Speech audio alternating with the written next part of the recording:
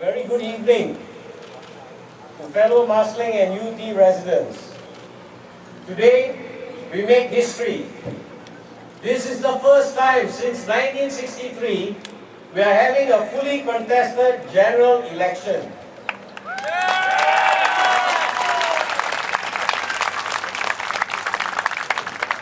The last and only time that Singapore had such an election was 52 years ago. After that election, the majority of PAP candidates walked into Parliament because seats was not contested. They therefore entered Parliament without the mandate of the people. Things, however, started to change in 2011, when only one GRC was uncontested. People of Singapore, in any democracy, members of Parliament must return to the people after every term to ask for their mandate to govern. If the MPs and governments have failed to perform, then the electorate, the people would have the choice, in fact the duty to vote him and the underperforming party out.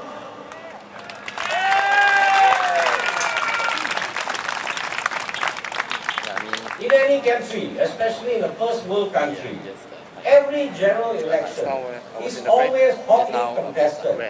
But uniquely in Singapore, many constituencies are uncontested right up to GE 2011. The entire slate of PAP MPs therefore walked into Parliament without the voice of the people. Why did we allow uncontested seats in general elections for all that period? Did we become depoliticized from 1963 to 2011? No, we were not depoliticized. We were fully aware of what was happening in Singapore. We were fully aware of the danger of being seen to be political and taking sides with the opposition parties. We knew if we had sympathized or even supported the opposition, bad things will start to happen to us. We didn't want to see that happen to us or our families. And so we had to keep a low profile. And we avoided criticizing the PAP government. We had to lie low because we knew that the PAP government can be vindictive and may at any time do nasty things to us. This fear prevented us from joining the opposition and contesting in general elections. In other words, we lived in fear of the PAP. My fellow Singaporeans, for 52 years we tolerated the excesses of the PAP government because we saw that those who openly opposed the PAP suffered for it. Men, great men like GB GE2015, thank you, Dr. Ji Su Juan, Francis Xiao, Tan Liang Hong, and so many have suffered.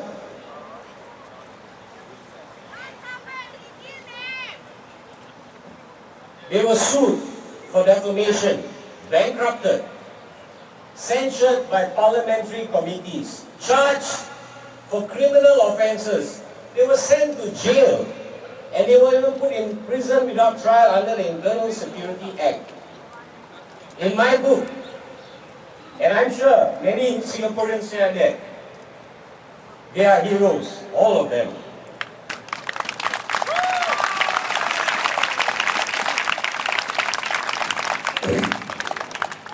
The only thing we always did, we admired their courage, always from afar, never stepping into the ring and doing anything about it.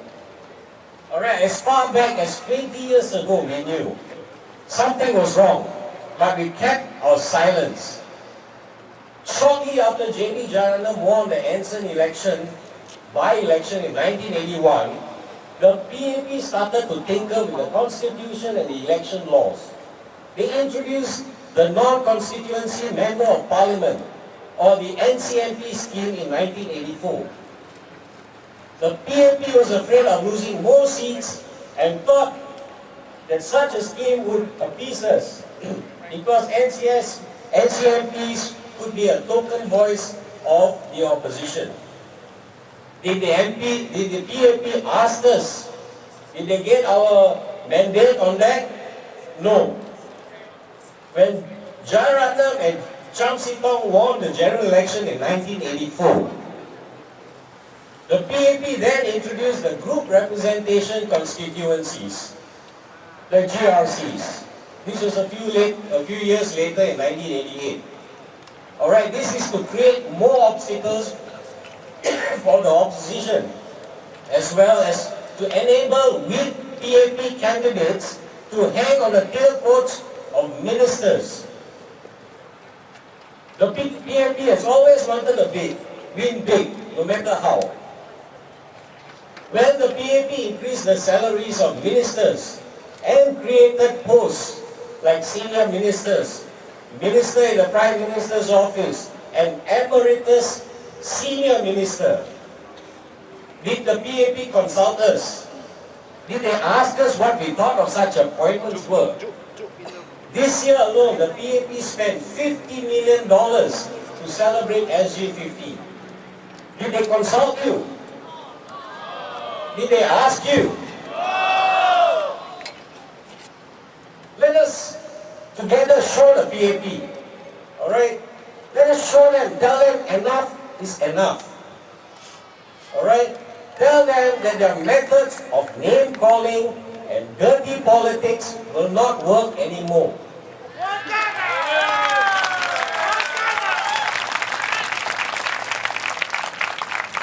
What we, the voters, that is me, Singaporeans, are desperately looking for is a debate on policies that are so glaring in their faces, they refuse to come up for a debate. We have plenty of issues to discuss. When will the PAP be ready to debate the broken CPF system that is in place? Alright? The incredible prices of property, the enormous cost of basic health care, rising cost of living, and many more problems facing Singaporeans. My honorable colleagues back there, the candidates, will be addressing all these issues this evening.